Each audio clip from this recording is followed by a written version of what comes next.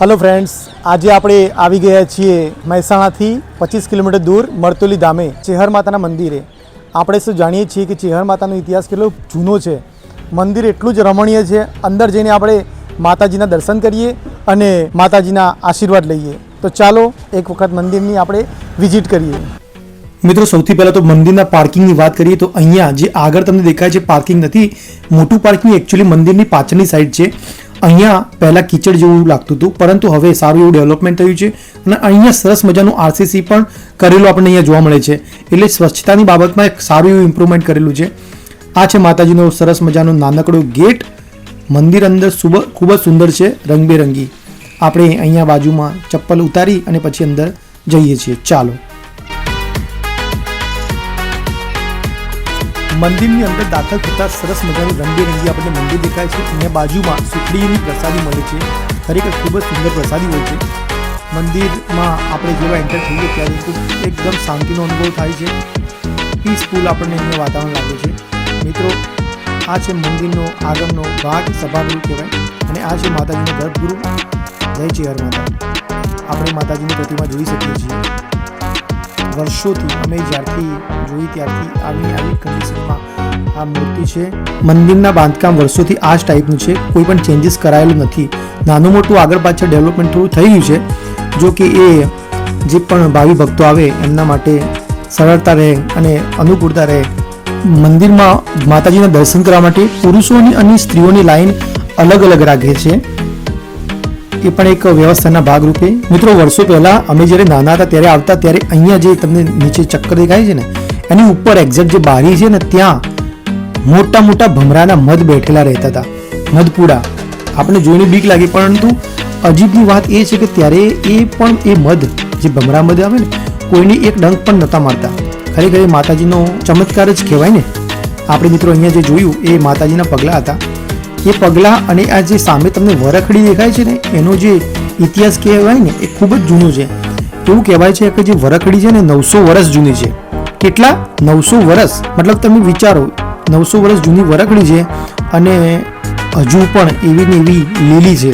થડ અને ઝાડના જે ડાળી કહેવાય ને, એ જોઈને આપણે ખબર પડી જાય કે ભાઈ આ જૂનું ઝાડ છે, પરંતુ 900 વર્ષ એટલે બહુ જબરજસ્ત કહેવાય। આ વરખડી સાથે સંકળાયેલી એક વાત તમને યાદ કરાવું કે જ્યારે ચેહરબા, જે ચેહરબા કહેવાય, ચેહર માતા, એ જ્યારે નગર તેરવાડા એમનું જે મૂળ વતન કહેવાય, એ નગર તેરવાડામાંથી જ્યારે નીકળી ગયા ત્યારે પાટણ થઈ, પાટણની વરવાડને સળગાવીને પછી આ બાજુના પંથકમાં એટલે મરતુલીના પંથક બાજુમાં આવ્યા।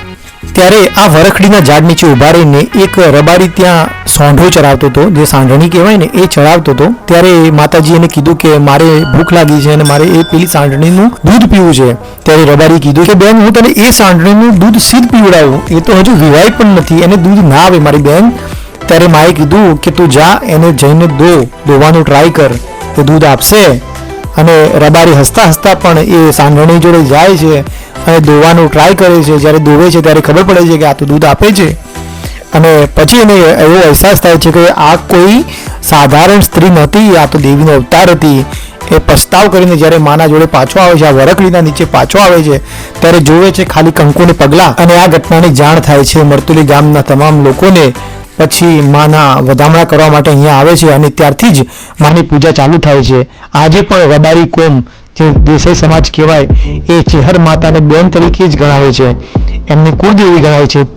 અને આ તમે જે ફોટો દેખી રહ્યા છો એ વખતના મહાદેવભાઈ દેસાઈ, એ વખતના ભુવાજી હતા। એમના આશીર્વાદ નીચે ઘણા લોકોના કામ થયા છે, ઘણા લોકોના પાણા બંધાયા છે। હજુ પણ લોકો મહાદેવભાઈના યાદ કરીને એમના દર્શન કરવા માટે અહીંયા આવે છે એમની ગાદીએ। આ જે માતાજીના ફોટાની ઉપર જે તમને લાડુ દેખાય છે, એ પણ એક પરચાના સ્વરૂપમાં લાડુને અહીંયા યાદ રાખીને મૂકવામાં આવે છે। લાડુ વર્ષો જૂના છે, હજુ પણ એમની અંદર કોઈ સડો નથી પડ્યો, એ પણ માતાજીનો ચમત્કાર છે। એક વખતના જમણવારમાં માતાજીએ સાક્ષાત પરચો પૂરીને ખૂટે એવું હતું, છતાં બી એ ધાન, એ લાડુ વધારે હતા, ખાલી ચુંદડી ઢોકી હતી અને લાડુ કોઈને ખૂટવા નતા દીધા, એવો માતાજીનો પરચો છે। તો મિત્રો, મારે દરેકને વિનંતી છે કે તમે જો મરતુલની આજુબાજુમાં પણ ક્યાંય નજીકમાં આવ્યા હોય, મહેસાણા, બચરાજી, કે તો પછી ચોક્કસથી મરતુલી ધામે અવશ્ય આવજો, માતાજીના દર્શન કરજો। તમારી જે પણ મનોકામના હશે ચોક્કસથી પૂર્ણ થશે। માએ ઘણાના કામ કર્યા છે, તમારું પણ કામ પૂર્ણ કરશે। અહીંયા આડા દિવસે આવો તો તમને અહીંયા શાંતિથી દર્શન કરવા મળે, બાકી જો તમે પૂનમના દિવસે રવિવાર કે મંગળવારે તમે આવો તો અહીંયા તમને સારી એવી ભીડ જોવા મળે છે અને માતાજીનો પ્રસંગ અમુક વાર ફિક્સ હોય છે, જેવું કે વસંત પંચમીના દિવસે માતાજીનો જન્મદિવસ ઉજવાય છે, ત્યાં અહીંયા યજ્ઞ થાય છે, માતાજીની મોટી જાતર પણ અહીંયા થાય છે અને એ દિવસે ખરેખર આજુબાજુના તમામ ગામો માટે સરસ મજાનો જમણવાર પણ મોટો થાય છે. એ વખતે તો માના દર્શન કરવા પણ તમારા માટે મુશ્કેલ થઈ જાય, એટલી બધી ભીડ હોય છે. મિત્રો તમને એક વસ્તુ જણાવી દઉં કે ઉત્તર ગુજરાતના ઘણા ચૂન્યા મંદિરો છે જ્યાં સદાવ્રત ચાલે છે, જ્યાં લોકોને મફતમાં ભોજનની સુવિધા આપવામાં આવે છે. એવા મંદિરોના લિસ્ટમાં મરતોલી ધામનું નામ પહેલું આવે છે. અહીંયા 12 માસ 365 દિવસ બપોર અને સાંજનો જમણવાર હોય છે. અહીંયા સરસ મજાનો હોલ પણ છે. અહીંયા તમને જો સંઘ લઈને આવો તો રૂમ પણ છે. પગયાત્રાઓ જે કરતા હોય છે એમના માટે રહેવાની પણ સુવિધા છે. અહીંયા તમે જે પાછળનો ભાગ દેખી રહ્યા છો ત્યાં મોટું પાર્કિંગ, વિશાળ પાર્કિંગ આવેલું છે. જ્યારે પૂનમ કે એવું કોઈ હોય ત્યારે પાર્કિંગની સુવિધા ત્યાં કરવામાં આવે છે. અને સામે તમે જે દેખી રહ્યા છો યલો કલરની બિલ્ડિંગ, તે મોટો હોલ છે, જમણવાર ત્યાં થાય છે. સદાવ્રત જે ચાલે છે માતાજીનું એ ત્યાં જ ચાલે છે. અહીંયા એક સરસ સિસ્ટમ છે કે તમે જ્યારે એન્ટ્રી લો ત્યારે નિઃશુલ્ક કૂપન લઈને એન્ટ્રી લેવાની અને એ જ કૂપન પછી બાજુના ડબ્બામાં જમા કરી દેવાની. મતલબ ખાલી ગણતરી પૂરતી કે ભાઈ આટલા લોકો પર ડે માતાજીના ભોજન પ્રસાદ માટે સામેલ થાય છે. તો ચલો મિત્રો, આપણે હવે ભોજન પ્રસાદ માટે આગળ વધીએ.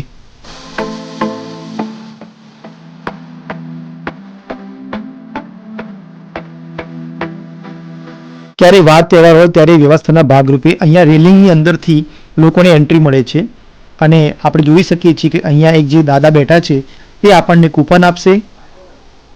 એ કૂપન લઈને આપણે જવાનું અને જે બાજુમાં જે બીજું ડબ્બો દેખાય છે એની અંદર એ કૂપન આપણે મૂકી દેવાની. આ જ કૂપનનું રોટેશન હંમેશા ચાલુ રહે છે. અહીંયાથી આપણે થાળી અને વાટકી જે ધોયેલી હોય, સાફ સફાઈ કરેલી થાળી અને વાટકી લઈને આપણે હોલની અંદર દાખલ થવાનું. મિત્રો, આપણે અહીંયા જોઈ શકીએ છીએ કે 2000 માણસનો પણ જમણવાર એકી સાથે કરવો હોય તો આ હોલમાં આરામથી થઈ શકે છે. એટલો વિશાળ હોલ છે. રેગ્યુલરના દિવસે અડધો હોલ જ ખુલ્લો રાખવામાં આવે છે. બાજુનો હોલ એ જ્યારે કોઈ વાર પ્રસંગ હોય ત્યારે જ ખોલવામાં આવે છે. અહીંયા કેટલી સરસ રીતે થાળીઓની ગોઠવણી થઈ છે. એકને નેટ એન્ડ ક્લીન કરીને મૂકે છે. આ માતાજીનો સુંદર મજાનો ફોટો. જય ચેર માતા.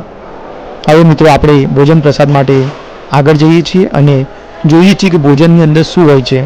મિત્રો, તમને જણાવી દઉં કે સાત્વિક ભોજન હોય છે. સરસ મજાનું રોટલી, દાળ, ભાત અને શાક એ તમે આરામથી જમી શકો છો. અને અહીંયા જો તમે આવો અને દાળ ભાત ના ખાઓ તો તમારું આયેલું અફળ કહેવાય. માતાજીનો પ્રસાદ જે છે એ લીધા વગર જવાનું નથી. અહીંયા 100% તમારે આવવાનું છે. પ્રસાદની ગુણવત્તાની વાત કરું તો રોટલી એકદમ સુંદર, ઓછી, શાક પણ એટલું સુંદર અને ગરમા ગરમ દાળ ભાત તમને પ્રેમથી અહીંયા પીરસે છે. તમારે મન ભરીને તમે ભોજન પ્રસાદ લઈ શકો છો. મિત્રો, ભોજન પ્રસાદ લીધા પછી અહીંયા આપણે સેલ્ફ જાતે જ ડીશો ધોવાની અહીંયા સુવિધા છે. 4 અલગ અલગ પાણી હોય છે. સૌથી પહેલાં તો એક પાણીની અંદર સાબુવાળું હોય છે, તેની અંદર આપણે ડીશોને ધોઈ બીજા પાણીમાં ધોવાની, ત્રીજા પાણીમાં, એમ કુલ 4 પાણીની અંદર ચોખ્ખી ડીશથી ધોઈને જાતે આપણે મૂકવાની છે. મિત્રો, તમે ગમે ત્યારે આવો ત્યારે અહીંયા તમને ગરમા ગરમ ચા સેલ્ફ સર્વિસ જાતે પીવાની સુવિધા પણ મળે છે. આટલું વિશાળ જગ્યા છે. વાર તહેવારે અહીંયા યજ્ઞ પણ થાય છે અને જો તમારે યજ્ઞ કરાવવું હોય તો અહીંયા જોઈ શકો છો એ રીતે યજ્ઞનું પેકેજ હોય છે અને માતાજીનો યજ્ઞનો લાભ તમે લઈ શકો છો જમણવાર સાથે. આ યજ્ઞ કુંડ આપણે જોઈ શકીએ છીએ. અમે ઘણીવાર આવ્યા છીએ. અહીંયા સરસ મજાના યજ્ઞ ચાલતા હોય છે અને ખૂબ જ એકદમ રમણીય વાતાવરણ હોય છે. તો દરેક જે આ વિડીયો જોવે છે એમને મારે એક વિનંતી છે કે આજુબાજુમાં પણ તમે ક્યાંય નજીકમાં આવો મરતોલીના, તો મરતોલી ધામે ચોક્કસથી મુલાકાત લેજો. તમને ખરેખર એક અલગ જ અનુભવ થશે. માતાજીના દર્શન 100% કરજો. નજીકમાં CNG પોઈન્ટ પણ આવેલો છે. પલોલ ગામથી મહેસાણા જઈએ ત્યારે CNGનો પોઈન્ટ પણ છે. હવે તો રોડ પણ સરસ એવું બની ગયો છે. તો મિત્રો, માના દર્શન કરવા ચોક્કસથી આવજો. ધન્યવાદ.